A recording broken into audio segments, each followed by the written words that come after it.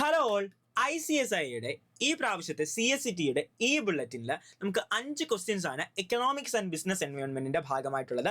ആ 5 ക്വസ്റ്റ്യൻസ് നമുക്കൊന്ന് ഡീറ്റെയിൽ ആയിട്ടൊന്ന് നോക്കിയാലോ.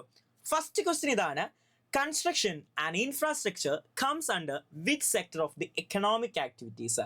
എക്കണോമിക് ആക്ടിവിറ്റീസ് ആയിട്ട് ക്ലാസിഫൈ ചെയ്യുമ്പം അല്ലെങ്കിൽ സെക്ടേഴ്സ് ആയിട്ട് ക്ലാസിഫൈ ചെയ്യുമ്പം ഏത് കാറ്റഗറിയിലാണ് കൺസ്ട്രക്ഷൻ ആൻഡ് ഇൻഫ്രാസ്ട്രക്ചർ വരുന്നത്?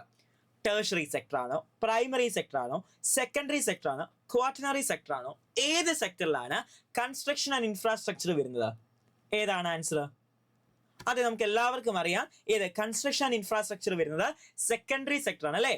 കൺസ്ട്രക്ഷൻ ആൻഡ് ഇൻഫ്രാസ്ട്രക്ചർ വരുന്നത് സെക്കൻഡറി സെക്ടർ ആണ് അല്ലേ. പ്രൈമറി സെക്ടറിൽ റോ മെറ്റീരിയൽസിന്റെ പ്രൊഡക്ഷൻ അല്ലെങ്കിൽ എക്സ്ട്രാക്ഷൻ ആണ് വരുന്നത്.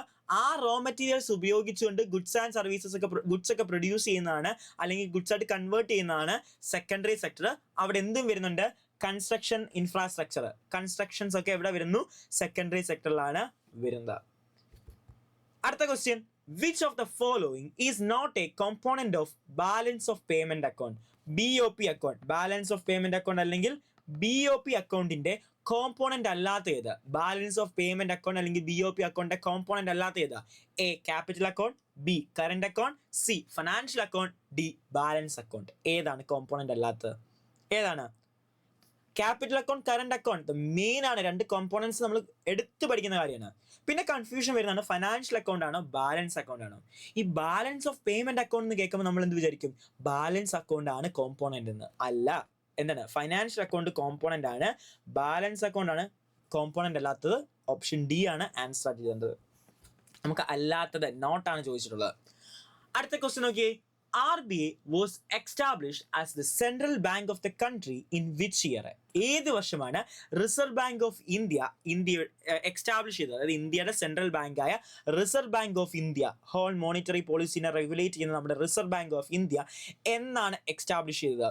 1935, 1944, 1956, 1913. ഏത് ഇയറിൽ ആണ് എക്സ്റ്റാബ്ലിഷ് ചെയ്തത്? ഏത് ഇയറിലാണ്? Was establish in 1935 under RBA Act of 1934. Reserve bank of act 1934 പ്രകാരം 1935ലാണ് 1935ലാണ് reserve bank of India establish ചെയ്തത്. അടുത്ത question: which of the following is not a type of non banking financial company? Non banking financial company അല്ലാത്തത് ഏത്? ഏതാണ് non banking financial company അല്ലാത്തത്? Asset financing കമ്പനിയാണോ, ഇൻവെസ്റ്റ്മെന്റ് കമ്പനിയാണോ, ലോൺ കമ്പനിയാണോ, consumer കമ്പനിയാണോ? ഏതാണ് നോൺ ബാങ്കിങ് ഫിനാൻഷ്യൽ കമ്പനി അല്ലാത്തത്? ഓക്കെ, നമുക്ക് 3 ടൈപ്പാണ് മെയിൻലി പഠിക്കാനുള്ളത്. ഏതാണ് നോൺ ബാങ്കിങ് ഫിനാൻഷ്യൽ കമ്പനി ആയിട്ട് നമ്മൾ പഠിക്കുന്നത്? ഏതാണ്? Asset finance company, investment company, loan company. ഇതെല്ലാം എന്താണ്? NBFC അല്ലെ, നോൺ ബാങ്കിങ് ഫിനാൻഷ്യൽ കമ്പനികളുടെ എക്സാമ്പിൾസ് ആണ്. Consumer company is not a non banking financial company or MBFC. അപ്പൊ ഏതാണ് ആൻസർ? കൺസ്യൂമർ കമ്പനിയാണ് നോൺ ബാങ്കിങ് ഫിനാൻഷ്യൽ കമ്പനി അല്ലാത്തത്. ഓക്കെ, അടുത്ത ക്വസ്റ്റ്യനിലേക്ക് പോകാം. അടുത്ത ക്വസ്റ്റ്യൻ ആണ്: a company that sell product for the women must be able to connect with their women's emotional or financial values. It should focus on customer satisfaction and make lives easier for the female buyers. This will be covered under the which of the following factors? Political factor, social factor, demographic factor, technological factor. അതായത് ഈ സ്ത്രീകൾക്ക്, വിമൻസിന് ആവശ്യമായിട്ടുള്ള product വിൽക്കുന്ന ഒരു company അവരെന്ത് ചെയ്യണം? വിമൻസിന്റെ emotion and financial വാല്യൂസിനെ consider ചെയ്യണം അല്ലേ. സ്ത്രീകൾക്ക് ആവശ്യമായിട്ടുള്ള പ്രോഡക്റ്റ് വിൽക്കുന്ന ഒരു കമ്പനി അവരുടെ ഇമോഷണൽ ആൻഡ് ഫൈനാൻഷ്യൽ വാല്യൂസിനെ കൺസിഡർ ചെയ്യണം അല്ലെ, കണക്ട് ചെയ്യണം. അപ്പം എന്ത് ചെയ്യണം? അവർക്ക് ഫീമെയിൽ ബയേഴ്സിന് വേണ്ടിയുള്ളതായതുകൊണ്ട് അവർക്ക് കസ്റ്റമർ സാറ്റിസ്ഫാക്ഷൻ കൊടുക്കണം, അവരുടെ ലൈഫ്സ് ഈസി ആകണം, ഈസി ലിവിങ് ആക്കണം അവർക്ക്.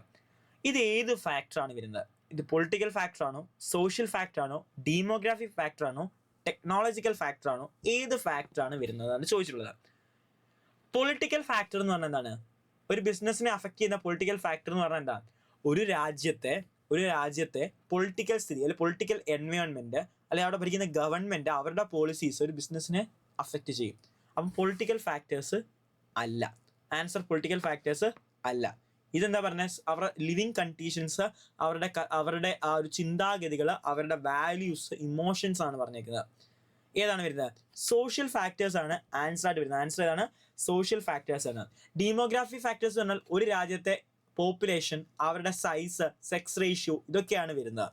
ടെക്നോളജിക്കൽ ഫാക്ടേഴ്സ് പറയുമ്പോൾ ടെക്നോളജി, അപ്ഗ്രഡേഷൻസ്, പുതിയ മാറ്റങ്ങൾ, ഇന്നോവേഷൻസ്, ഇതൊക്കെയാണ് അവിടെ വരുന്നത്. സോഷ്യൽ ഫാക്ടേഴ്സിലാണ് ലൈഫ് സ്റ്റൈല്, കൾച്ചേഴ്സ്, വാല്യൂസ് തുടങ്ങിയ കാര്യങ്ങൾ വരുന്നത്. അതുകൊണ്ട് ആൻസർ സോഷ്യൽ ഫാക്ടേഴ്സ് ആണ്. ഇങ്ങനത്തെ ടൈപ്പ് ഓഫ് ക്വസ്റ്റ്യൻസ് ആയിരിക്കും നിങ്ങൾക്ക് എക്സാമിന് പ്രതീക്ഷിക്കാവുന്നത്. നിങ്ങൾ എന്ത് ചെയ്യണം? ഈ ബുള്ളറ്റിൻസ് നന്നായിട്ട് പ്രാക്ടീസ് ചെയ്യണം. നിങ്ങളുടെ എക്സാം പോയിന്റ് ഓഫ് വ്യൂവിൽ വളരെയേറെ ഹെൽപ്പ് ചെയ്യും. അപ്പം ഈ ക്വസ്റ്റ്യൻസ് മനസ്സിലായെന്ന് വിചാരിക്കുന്നു. ഇതുപോലെയുള്ള ഈ ബുള്ളറ്റിനുമായി നമ്മൾ വീണ്ടും വരുന്നതാണ്. Okay, bye all.